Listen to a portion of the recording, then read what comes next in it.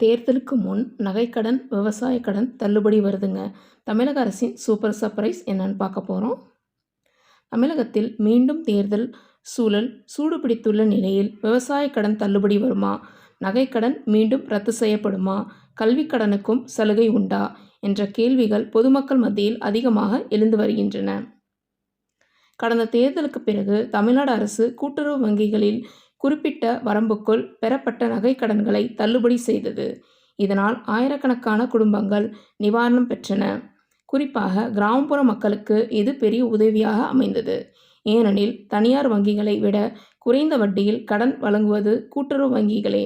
திருமணம், மருத்துவம், கல்விக்கடன் போன்ற அவசர தேவைகளுக்காக மக்கள் தங்க நகைகளை அடகு வைத்து கடன் பெறுவது அதிகரித்து வருகிறது.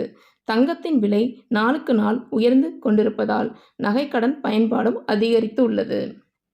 இந்த சூழலில் மீண்டும் நகைக்கடன் தள்ளுபடி அறிவிப்பு வெளியாகுமா என்ற எதிர்பார்ப்பு உருவாகி உள்ளது. அதோடு விவசாயிகள் தங்களின் கோரிக்கைகளையும் வலுப்படுத்தி வருகின்றனர்.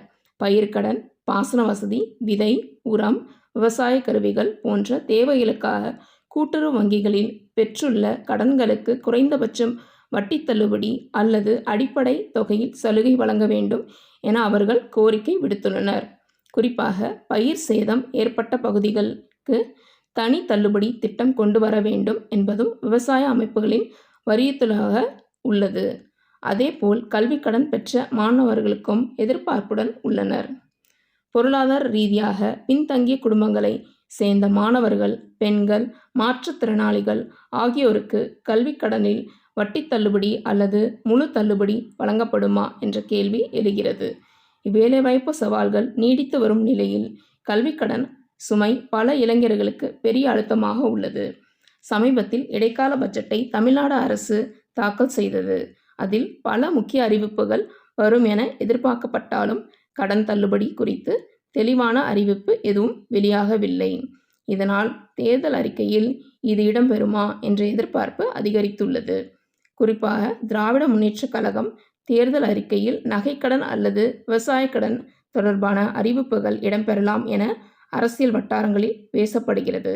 மேலும் மகளிர் உரிமை தொகை 3 மாதங்களுக்கு சேர்த்து 5000 ரூபாயாக வழங்கப்பட்டிருப்பது அரசின் நலத்திட்ட அரசியலை மீண்டும் பேசு பொருளாக்கியுள்ளது.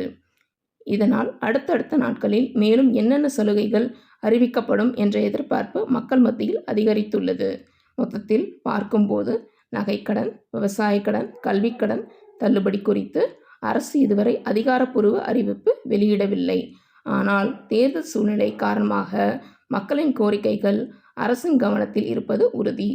அடுத்த அறிவிப்புகள் என்னவாக இருக்கும் என்பதுதான் இப்போது தமிழக அரசியல் மற்றும் பொதுமக்கள் மத்தியில் மிகப்பெரிய கேள்வியாக உள்ளது.